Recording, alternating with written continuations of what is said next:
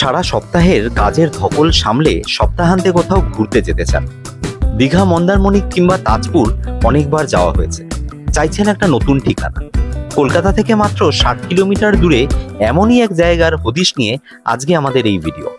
তাই আজ নিজস্ব গাড়িতেই বেরিয়ে পড়েছি সিঙ্গুরের ঠিক কাছেই ঘরানা রিসোর্টের উদ্দেশ্যে।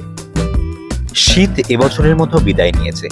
মাঝে মধ্যে ঝোড়ো হাওয়া কিংবা হালকা বৃষ্টিপাত তাপমাত্রা কিছুটা কমালেও মনে স্বস্তি এনে দিতে পারে। আর সেই স্বস্তির খোঁজেই এক রাত দুদিনের জন্য আমাদের এই সপ্তাহান্তের সফর। আজ 15ই মার্চ 2025 এবং আমাদের চ্যানেলের আরও একটা নতুন ভিডিওতে আপনাদের সবাইকে স্বাগত। আজকে কলকাতা থেকে মাত্র 60 কিলোমিটার দূরে অবস্থিত একটা রিসর্টে নিয়ে যাব আপনাদেরকে। দেখুন, শীত মোটামুটি বিদায় নিয়েছে এবং গরম পড়তে শুরু করেছে। আমরা এখন দাঁড়িয়ে রয়েছি ডানকুনি টোল প্লাজার ঠিক পরেই, এবং এই টোল প্লাজা থেকে এই রিসর্টের দূরত্ব মাত্র 10 কিলোমিটার। তো বেশি সময় লাগে না, মাত্র 1.5 ঘন্টার মধ্যে কলকাতা থেকে এখানে এসে পৌঁছানো যায়। এবং আজকে কিন্তু এই ভিডিওতে আমার সফর সঙ্গী রাজা নেই, আমার সাথে রয়েছে পায়েল, এবং পায়েলের সাথে আপনাদের আলাপ হয়েছিল মালয়েশিয়ার ভিডিওতে। তো আমরা এখন রিসর্টে পৌঁছবো, পৌঁছে রিসর্টের সমস্ত দিকগুলো আপনাদেরকে দেখাবো, আমরা কেমন এনজয় করলাম, কি কি দেখলাম, কি খাবার দাবার খেলাম। তো চলুন, এখান থেকে আর মাত্র 10 কিলোমিটার ঘনশ্যামপুরের যে মোড়, সেই মোড় থেকে আমাদের ইউটার্ন করে আবার কলকাতার দিকে ফিরতেই এই ঘরানা রিসর্ট। আমরা এসে পৌঁছলাম ঘরানা রিসর্টে। এখন যাচ্ছি হচ্ছে রিসেপশনে গিয়ে আমাদের চেক ইনটা কমপ্লিট করবো। ঘড়িতে সময় মোটামুটি দুপুর 1টা। তো আমাদের সময় লাগলো অ্যাপ্রক্সিমেটলি 1.5 ঘন্টা মতো। এবার রিসেপশনে যাবো, চেক ইন প্রসেসটা কমপ্লিট করবো, তারপর তোমাদের দেখাবো যে আমাদের কোন রুমটা অ্যালট করা হয়েছে। এবার আমরা চেকিং ফর্মালিটিস কমপ্লিট করে আমরা আমি বাইরেটা এলাম। এখন ওরা রুম অ্যালট করতে পারিনি, তো আমরা অলমোস্ট 1.5 ঘন্টা 1 ঘন্টা মানে পরেই এসেছি। 12টায় চেক ইন করা, আমরা 1টার সময় এসেছি, কিন্তু এখন অব্দি রুম রেডি নেই। তো একটু জাস্ট আপনাদেরকে একটু এখানকার মানে যখন নিজস্ব গাড়িতে আপনি আসবেন, একটু রাস্তাটা সম্পর্কে বলি। এটা একটু ট্রিকি। জাস্ট আপনাদেরকে দেখাচ্ছি যে এই রিসর্টের ঠিক পিছনে যে জায়গাটাতে আপনারা মানে সাধারণত গাড়ি নিয়ে এলে যেটা হয়, সরাসরি আপনি এই রাস্তাটা দিয়ে নামবেন। এই জায়গাটা দেখুন একটা কিন্তু স্টপিং মতো করা রয়েছে, কিন্তু মুশকিল হচ্ছে এটাই যে এইটা কিন্তু ডিরেক্টলি হাইওয়ের সাথে কানেক্টেড নয়, এটা একটা সার্ভিস লেনের সাথে কানেক্টেড। কিন্তু সার্ভিস লেনে যে আপনি প্রবেশ করবেন, তার জন্য যে হাইওয়ে থেকে যে কানেকশনটা দরকার, সেই কানেকশনটা কিন্তু এখানে নেই। এবং যদি আপনার গ্রাউন্ড ক্লিয়ারেন্স ভালো না থাকে, গাড়ি নিচে লেগে যাওয়ার কিন্তু সমূহ সম্ভাবনা। তো আমরা যেটা করেছিলাম সেটা হচ্ছে ঘনশ্যামপুর মোড়, যেটা এই পিছনে, এই ঘনশ্যামপুর মোড় থেকে যখন আমরা একটা ইউটার্ন নিলাম, ইউটার্ন নিয়ে যখন এদিকে এলাম, তখন ওখানে একটা ডাইভারশন ছিল। সেই ডাইভারশন থেকে কিন্তু আমরা একেবারে এই থার্ড লেনটাতে চলে এলাম, মানে প্র্যাকটিক্যালি সেকেন্ড লেন, মানে সার্ভিস লেন, বাট এটা থার্ড লেন এই কারণের জন্য বলছি যে হাইওয়ে থেকে সেকেন্ড যে লেনটা তৈরি হয়েছে এখন, রাস্তাটা যেহেতু একটা মোটামুটি 8 ইঞ্চি মতো, একটা 6 থেকে 8 ইঞ্চির একটা এরকম ডিফারেন্স তৈরি হয়ে গেছে। এটা হয়তো ভবিষ্যতে থাকবে না, কিন্তু রিসেন্ট যারা আসছেন গাড়ি নিয়ে, তারা কিন্তু এই জিনিসটা একটু মাথায় রাখবেন। আদারওয়াইজ কিন্তু গাড়ির হয়তো একটু ক্ষতি হতে পারে। এই জিনিসটা কিন্তু আপনাদেরকে অ্যাভয়েড করার জন্য এই যেটা বললাম, ঘনশ্যামপুরের পরেই একটা ডাইভারশন পড়বে। এই ডাইভারশন থেকে যদি আপনি একদমই থার্ড লেনটা নিয়ে নেন, একটু রাস্তা সামান্য মানে হয়তো 200 মিটার, তবে কিন্তু খুব গাড়িটা কমফোর্টেবলি আপনার এখানে পৌঁছে যাবে। এবার আপনাদেরকে একটু রুম ট্যুরটা দিয়ে দিই। তো এই হচ্ছে রুম, মোটামুটি বেশ বড়। সামনেই যেটা রয়েছে, এখানে একটা সোফা রয়েছে দুজনে বসার মতো, সামনে একটা টেবিল রয়েছে, আর সামনে রয়েছে হচ্ছে একটা কিং সাইজ বেড, একটা বেড সাইড টেবিল রয়েছে, দুটো বেড সাইড টেবিল রয়েছে রাদার। এখানে মোটামুটি কফি স্যাশে, টি স্যাশে, এগুলো সমস্ত দিয়ে দিয়েছে। দুটো কমপ্লিমেন্টারি জলের বোতল দিয়েছে, আমরা ওটা নিয়ে এসেছি ওইগুলো। তো একটা ইলেকট্রিক কেটেল রয়েছে, এখানে একটা মিরর রয়েছে, আর এদিকে আর একটা বেড সাইড টেবিল রয়েছে, সেখানে একটা ইন্টারকম রয়েছে। এর পাশাপাশি এই হচ্ছে বেড। বেডের লিনেন খুব একটা আমার পরিষ্কার লাগলো না, খুব একটা আমার পরিষ্কার লাগছে না। তো যাই হোক, এখন এই হচ্ছে আমাদের এখানে একটা আলমিরা রয়েছে, সেখানে মোটামুটি জিনিসপত্র রাখা যেতে পারে, সেটা স্পেস রয়েছে। ভিতরে কয়েকটা হ্যাঙ্গার রয়েছে, এখানে জায়গা যথেষ্ট। আর তার পাশেই রয়েছে হচ্ছে টিভি, যে পোর্শনটা, টিভি ক্যাবিনেট নেই এখানে, নিচে একটা ছোট্ট টেবিল মতো করা আছে, সেখানে দুটো ড্রয়ার রয়েছে, সেখানে জিনিসপত্র রাখা যেতে পারে। তো এই হচ্ছে ড্রয়ার, আর সামনে হচ্ছে টিভি, যেটা খুব একটা দেখার প্রয়োজন পড়বে না। একটা ডাস্টবিন রয়েছে এখানে, আর পুরো ওয়ালটা মোটামুটি একটা ওয়ালপেপার দিয়ে কিন্তু ডিজাইন করা আছে। তবে ওভারঅল এখানে একটা এসি রয়েছে বাই দ্য ওয়ে, আর একটা ফ্যানও রয়েছে, দুটোই চলছে। তো একটা জিনিস যেটা বলবো সেটা হচ্ছে যে রুমটা খুবই স্পেসিয়াস, অনেকটাই বড়, অনেকটা মানে রুমের স্পেস রয়েছে। এদিকটা রয়েছে বাথরুম, বাথরুমে একবার নিয়ে যাচ্ছি, আপনাদেরকে দেখাই বাথরুমটা।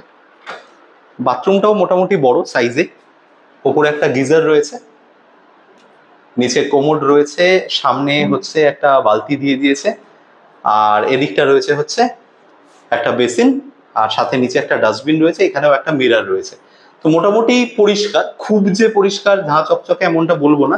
রিসর্টটা যে জিনিসটা আমার মনে হলো প্রাইমারিলি সেটা হচ্ছে যে রিসর্টটা কিন্তু ভালো, মানে রিসর্টটার ওভারঅল কিন্তু লোকেশন ওয়াইজ বা রুমের সাইজ এগুলো খুব ভালো, কিন্তু রিসর্টটা বহুবার ইউজড আর কি, মানে প্রত্যেকটা রুম বহুবার ইউজড, এবং সেই কারণের জন্য একটা রাস্টিক ব্যাপার চলে এসছে।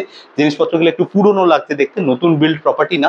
আমাদের ইনফ্যাক্ট প্রায় 1 ঘন্টা ওয়েট করতে হলো রুম চেক ইন করার জন্য। আমরা মানে 12টায় চেক ইন ছিল, আমরা 1টায় এসেছি, তার সত্ত্বেও আমরা রুম পেলাম প্রায় দুপুর 2টোয়। তো ঠিক আছে, সেটা অন্য ইস্যু, কিন্তু ওভারঅল রুমটা যেটা বলবো সেটা রুমটা স্পেশিয়াস, কিন্তু রুমের condition not up to the mark. রিসর্টটি হাইওয়ের একদম ধারে অবস্থিত হলেও চারিদিকে প্রচুর সবুজ দেখতে পাওয়া যায়, এবং সেই কারণেই এই রিসর্টটি অনেক খোলামেলা।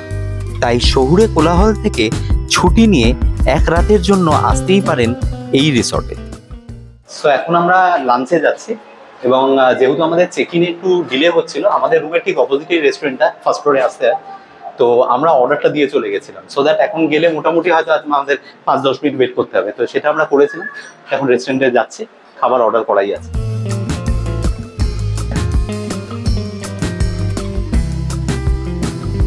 সো যেটা বলছিলাম আর কি, আমাদের একটা অ্যাডভান্টেজ হয়েছে, সেটা হচ্ছে যে আমরা মাঝখানে যেহেতু এসে লাঞ্চটা অর্ডার করে গেছিলাম, তো আমরা এসে খাবারটা রেডিলি অ্যাভেলেবেল পেয়ে গেলাম, গরম রয়েছে ভাত টাতগুলো। তবে আদারওয়াইজ যদি মানে এরকম উইকেন্ডে আসা হয়, আই থিঙ্ক অনেকক্ষণ ওয়েট করতে হবে, মানে অনেক লোকজনই রয়েছে যারা ওয়েট করছে। তো আমরা রুম থেকে হাত ধুয়েই এসেছিলাম, আমরা ডিরেক্টলি খাবার শুরু করে দিলাম। তো আমাদের সিম্পল মেনু আজকে, বেশি খুব একটা কিছু করিনি আমরা। সেটা হচ্ছে যে আমরা আজকে জাস্ট ভাত এবং তার সাথে হচ্ছে ডিমের ঝোল, আর সাথে হচ্ছে পাঁপড় ভাজা, একদম সিম্পল মেনু। চট করে খেয়ে নিই এবং খাবারের টেস্ট কি সেটাও বলছি।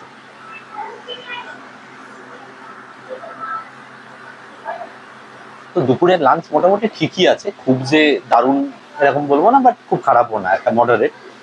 Price point definitely high. তবে একটা জিনিস বলবো, সেটা হচ্ছে যে এখানে একটা কিন্তু মেজর সার্ভিসের ইস্যু রয়েছে, যেটা আমি দেখলাম যে অলমোস্ট বোধহয় 7টা টেবিল, মানে বাইরে 5টা আর আমরা যে জায়গাটা বসেছি এখানে 2টো, 7টা টেবিল সার্ভিস করছে একটি ছেলে, আর একটি ছেলে পুরো খাবার ফিল আপ করছে। আজকে উইকেন্ড, স্যাটারডে, তো উইকেন্ডসে মোটামুটি প্রচুর গেস্ট রয়েছে, রাশ রয়েছে, সেখানে একটা ছেলে সার্ভিসে, এটা কিন্তু একটা প্রবলেম, মানে যে কারণে আমরা একটা মানে নুন আর লঙ্কা চেয়েছিলাম, তো সেটা খাবার শেষ হওয়া অবধি এখন অব্দি দিতে পারিনি। তো দের ইজ আ প্রবলেম। তো সেই জিনিসটা অবশ্যই মাথায় রাখতে হবে, এটা ম্যানেজমেন্টকে ইন ফিউচার দেখা যাক কি ইমপ্রুভমেন্ট হয়। দুপুরের খাওয়া দাওয়া শেষ করেই আমরা বেরিয়ে পড়লাম রিসর্টের বিভিন্ন জায়গা ঘুরে দেখার জন্য। এখানে রয়েছে একটা স্প্ল্যাশ পুল, যদিও এটা বাচ্চাদের জন্য, এবং সাথে রয়েছে কয়েকটি ওয়াটার রাইড। রয়েছে ওয়াটার বডি দিয়ে ঘেরা এই প্যাগোডা স্টাইল সিটিং এরিয়াটি, যেখানে আপনারা বন্ধু বান্ধব কিংবা প্রিয়জনের সাথে বসে সময় কাটাতেই পারেন।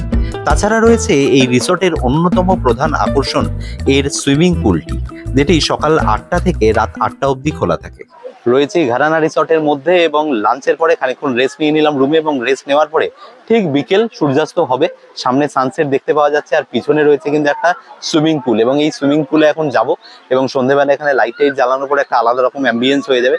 সামনে একটা বিরাট বড় মাঠ রয়েছে, সেখানে কিন্তু অনেক বাচ্চা বাচ্চা রয়েছে যারা খেলা করছে, একদম ফ্যামিলি ফ্রেন্ডলি একটা অ্যাটমসফিয়ার, এবং সাথে রয়েছে একটা লাইব্রেরি, সাথে রয়েছে গেম জোন, সেগুলো সবকিছু দেখাবো এই ভিডিওতে। তো কি কি অ্যামিনিটিস রয়েছে সবকিছু ঘুরিয়ে দেখাবো আপনাদের রিসর্টটার, কিন্তু তার আগে যেটা ফার্স্ট সেটা হচ্ছে সুইমিং পুল। তো সুইমিং পুলে যাচ্ছি, সুইমিং পুলের এক্সপিরিয়েন্সটা সেটাও শেয়ার করছি। এদিন সুইমিং পুলের থেকেই প্রত্যক্ষ করেছিলাম হাইওয়ের উপরে এক অসাধারণ সূর্যাস্ত। খানিকক্ষণের মধ্যেই পুলে থাকা বাকি গেস্টদের সাথে বন্ধুত্ব হয়ে যায়, শুরু হয় ফ্লাইং ডিস্ক খেলা এবং আরো অন্যান্য অ্যাক্টিভিটি।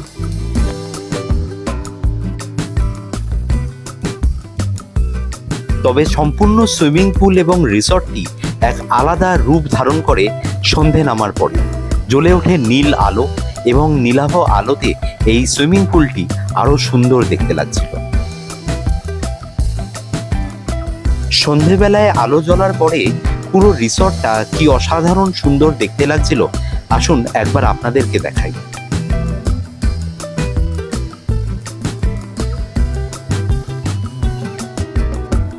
এবার আপনাদেরকে দেখাবো এই রিসর্টে সদ্য নির্মিত মাড হাউস সেকশনটি। এখানে দুটি বিল্ডিং দোতলা মাটির বাড়ির আকারে তৈরি এবং দেওয়ালে চিত্র অঙ্কন করা আছে। পূর্ণিমার রাতে রিসর্টের এই অংশটি অসাধারণ সুন্দর দেখতে লাগছিল।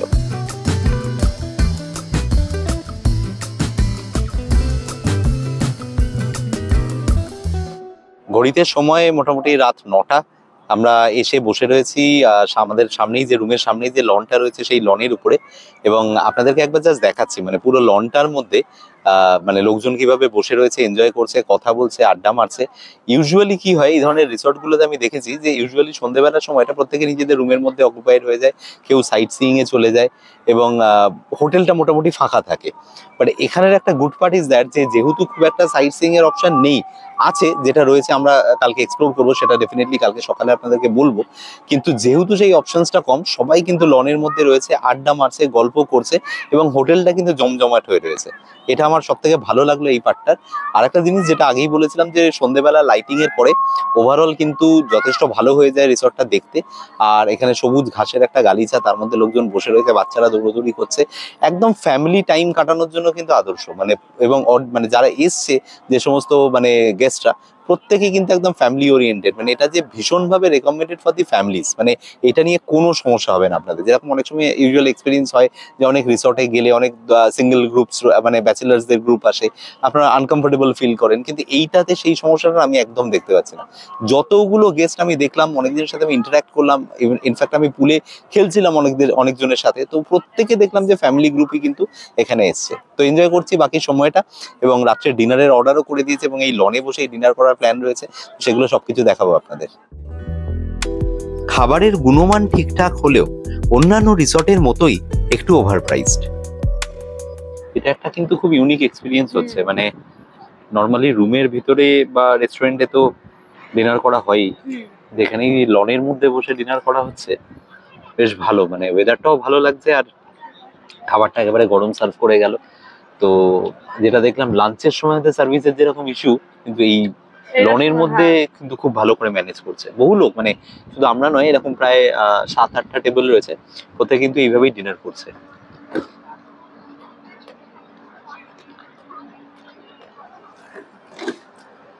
ডিনারে আমরা অর্ডার করেছি চিকেন কারি, তন্দুরি রুটি, স্যালাড।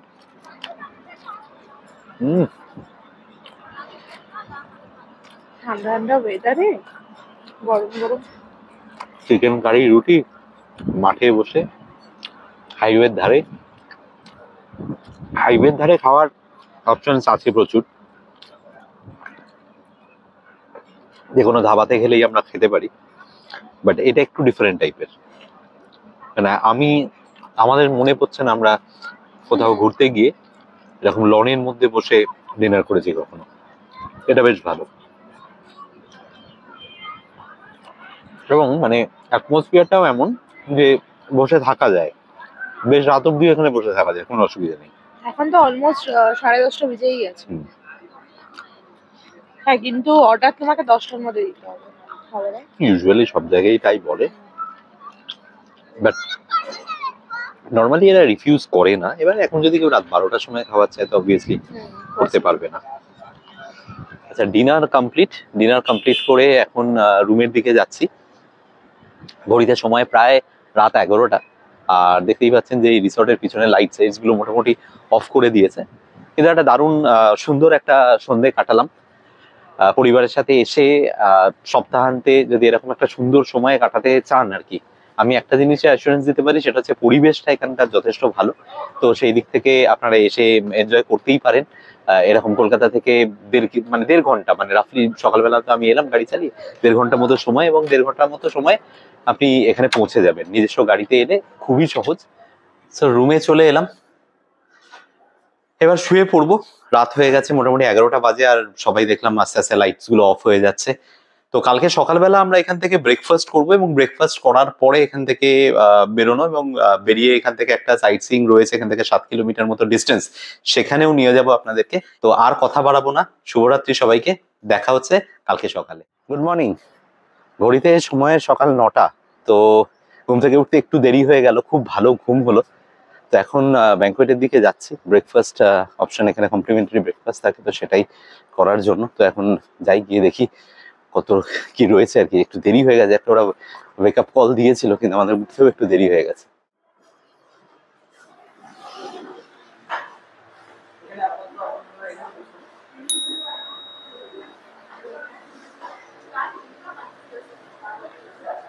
তো ব্রেকফাস্টে কি কি অপশন আছে সেটা একটু আপনাদেরকে ভালো করে দেখিয়ে দিচ্ছি। তো এখানে ফার্স্টে যেটা রয়েছে সেখানে চা আর কফির অপশনস রয়েছে। এখানে রয়েছে হচ্ছে পোহা, পোহার সাথে লঙ্কা আর কাঁচা পেঁয়াজ রয়েছে। এখানে বাটার টোস্ট রয়েছে, বাটার টোস্টের পাশে এখানে রয়েছে হচ্ছে আলুর দম, কেচাপ দিয়েছে এখানে। আর তার পাশে এখানে রয়েছে হচ্ছে লুচি, লুচি না কচুরি, এটা লুচি। তো তো এই হচ্ছে লুচি।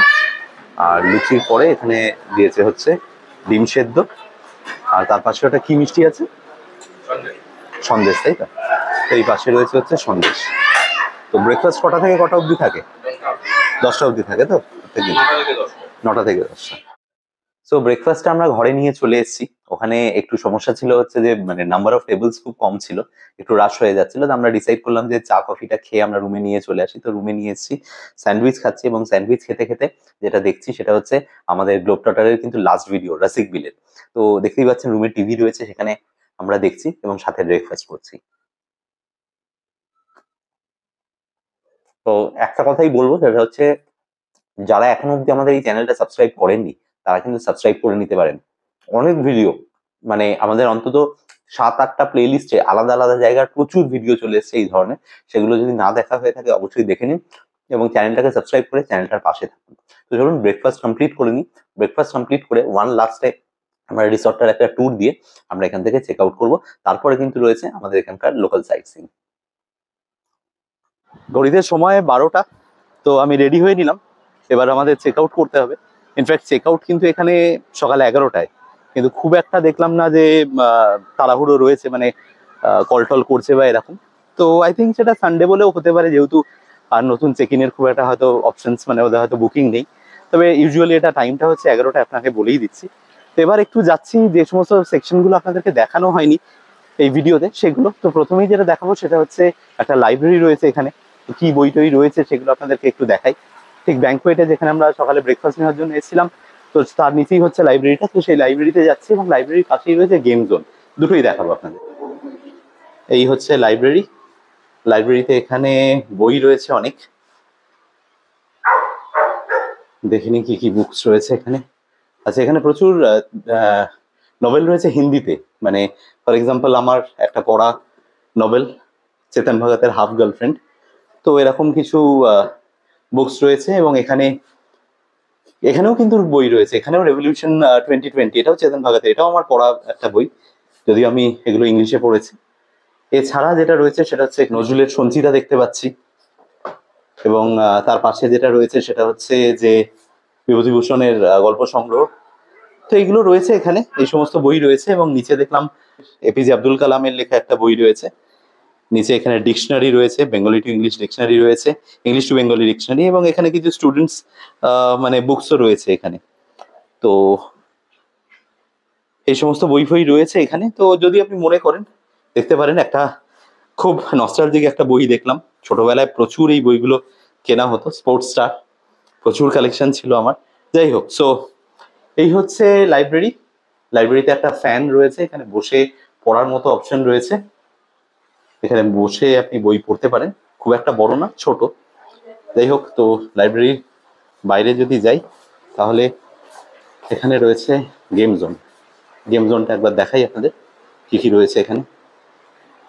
এবং এখানে কিন্তু একটা টাইমিং রয়েছে, সেটা আপনাদের দেখিয়ে দিই। সকাল 9টা থেকে দুপুর 12টা, বিকেল 5টা থেকে 8টা, মানে দুপুরবেলাটা বন্ধ থাকে, লাঞ্চ টাইমটা মেনলি। আচ্ছা, গেম জোনটা কিন্তু এসি। বাইরে যে ইয়েটা ছিল, আমাদের লাইব্রেরিটা ছিল, ওটা নন এসি, ফ্যান ছিল। গেম জোনটাকে এসি বানানো হয়েছে। এবার আপনাদের দেখাই যে গেম জোনে খেলার কি কি অপশনস রয়েছে। তো এখানে একটা চেস বোর্ড রয়েছে, তো এখানে ক্যারাম বোর্ড রয়েছে একটা, ক্যারাম বোর্ডের পাশে এখানে একটা কিন্তু বিলিয়ার্ডস এর একটা বোর্ড রয়েছে, সেটা খেলা যেতে পারে। আর পাশাপাশি এখানে টিটি বোর্ড রয়েছে। এগুলো খুব কলেজ টাইমে এগুলো খুব খেলা হতো আর কি। তো কলেজে টিটি টেবিলটার কথা মনে পড়লো। তো এখানে টিটি টেবিল রয়েছে, আর পাশে এখানে কিন্তু রয়েছে কিছু জিমের উপকরণ। তো খুব বড় না হলেও, বিরাট কালেকশন না হলেও ওয়ার্কআউট কিন্তু করা যেতে পারে এখানে। এছাড়াও ছোটদের জন্য রয়েছে একটা Mickey mouse jumping bouncy game, যেটা বাচ্চারা এনজয় করতে পারবে। বড় বোর্ডে এই খেলার অভিজ্ঞতা না থাকলেও মোবাইলের স্ক্রিনে এই খেলা বহুবার খেলেছি। চেক আউট করার আগে রিসর্টের আরো কয়েকটা জায়গা আপনাদের ভালো করে দেখিয়ে দিই। আপনারা যদি মূল বিল্ডিং এর রুম উইথ ব্যালকনি নেন তাহলে এরকম একটা বাইরের ভিউ পাবেন। মূল রিসর্টটির একটি প্যানোরামিক ভিউ এর পাশাপাশি আপনারা সোজা তাকালেই দেখতে পাবেন জাতীয় সড়ক।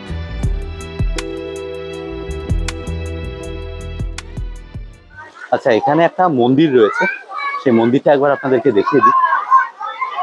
মন্দিরটা বেশ সুন্দর, সাজানো গোছানো। মন্দিরটা দেখাচ্ছি আপনাদের।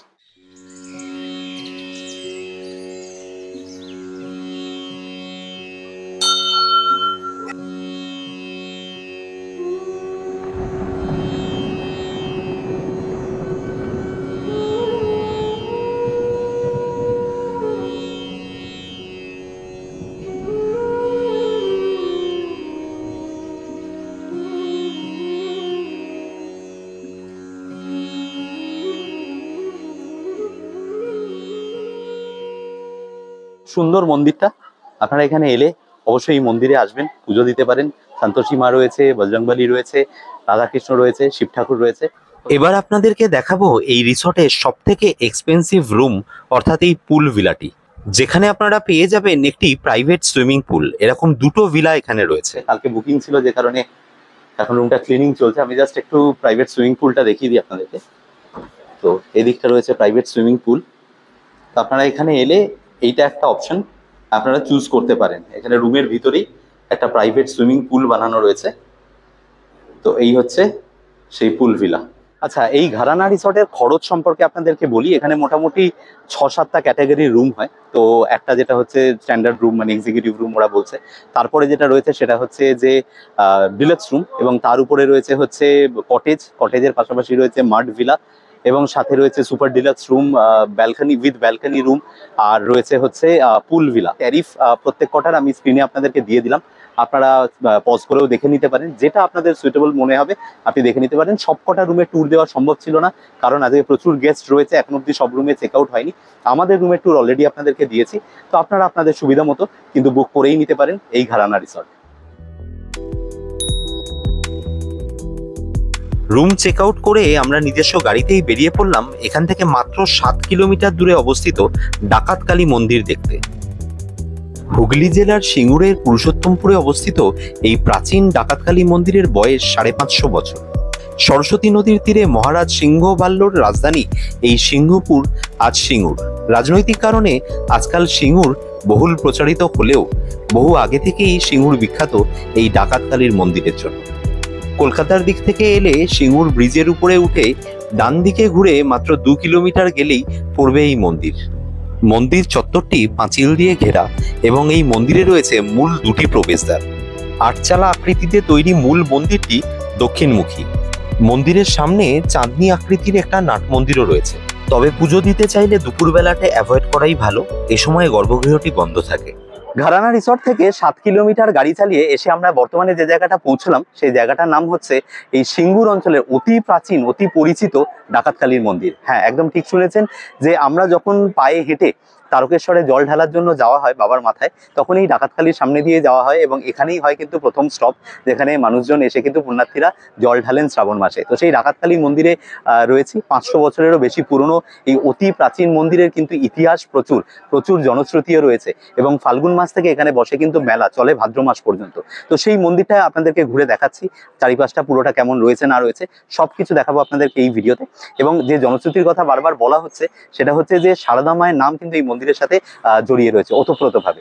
একবার মানে রামকৃষ্ণদেবের শরীর খারাপ এই খবর পাওয়ার পরে সারদা মা রাত্রেবেলা যাত্রা করছিলেন এই মন্দিরের সামনে দিয়ে, এবং সেই সময় যেটা ঘটে সেটা হচ্ছে যে এই অঞ্চলে বিখ্যাত যে রঘু ডাকাত, তো তার পাল্লায় পড়েন এবং তাকে অপহরণ করা হয় সেই দিন, এবং অপহরণ করে সেই রাত্রে এখানেই রাখা হয়।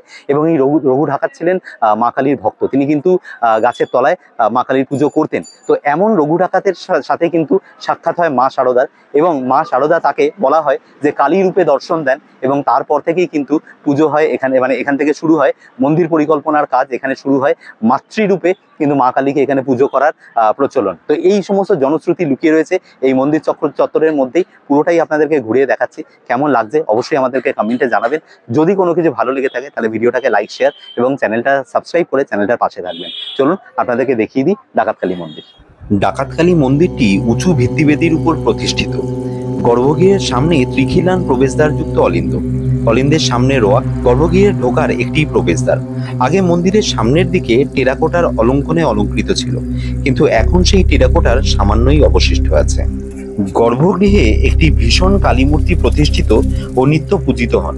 তার আগে ডাকাতরা মাটির কুড়ে ঘর বানিয়ে ঘট পুজো করত ডাকাতি করতে যাওয়ার আগে। নরবলির প্রথাও প্রচলিত ছিল এখানে। পুরুষোত্তমপুর গ্রামে এই ডাকাত কালী মন্দির থাকার কারণে এর আশেপাশের গ্রামে কোনো বারোয়ারি কালী পুজো হয় না, এমনকি কোনো বাড়ির দেওয়ালেও টাঙানো থাকে না কোনো কালী ঠাকুরের ছবি। রাস্তার অপর প্রান্তেই রয়েছে এই শিব মন্দিরটি। তারকেশ্বরে শ্রাবণ মাসে বাবার মাথায় জল ঢালতে যাওয়ার আগে এখানে জল ঢালার এক রীতি রয়েছে। সো আপনারা দেখলেন আমাদের একদিনের উইকেন্ডে সিঙ্গুর ভ্রমণের ভিডিও, যেখানে আমরা প্রথমে এসেছিলাম আজবনগরের ঘরানা রিসর্টে এবং আজকে ডে 2-তে আমরা আপনাদের ঘুরে দেখালাম ডাকাতকালী মন্দির। কেমন লাগলো আপনাদের এই ভিডিওটা কমেন্টে এসে অবশ্যই জানাবেন। আর যদি কোনো কিছু এই ভিডিও থেকে ভালো লেগে থাকে তাহলে অবশ্যই ভিডিওটাকে লাইক, শেয়ার এবং চ্যানেলটাকে সাবস্ক্রাইব করে নেবেন। দেখুন, এই যে ভিডিওটা আমরা যেখানে শেষ করছি, আপনারা চাইলে যদি আপনাদের হাতে সময় থাকে তাহলে কিন্তু আপনারা এখান থেকে সোজা চলে যেতে পারেন তারকেশ্বর। আমার মনে হয় ওভারঅল ডিস্টেন্স 20-25 কিলোমিটারের মতো হবে। সিঙ্গুরের রাস্তা ধরে সরাসরি খুব ভালো রোড কন্ডিশন। আপনারা কাশী বিশ্বনাথের যে মানে গার্ডেনটা রয়েছে, যে মন্দিরটা রয়েছে সেটা দেখে নিতে পারেন এবং তার সামনে গিয়ে আপনারা দেখে নিতে পারেন হচ্ছে লোকনাথের মন্দির এবং তারপরে সর্বশেষে আপনারা তারকেশ্বরে পুজো দিয়েও ফিরতে পারেন। এর জন্য একটা আলাদা তারকেশ্বরের ব্লগ আমাদের রয়েছে আমাদের চ্যানেলে, সেটা যদি না দেখা হয়ে থাকে অবশ্যই সেটা দেখে নেবেন। সবাই ভালো থাকবেন, সুস্থ থাকবেন। দেখা হচ্ছে আপনাদের সাথে আমাদের পরের কোনো ভিডিওতে।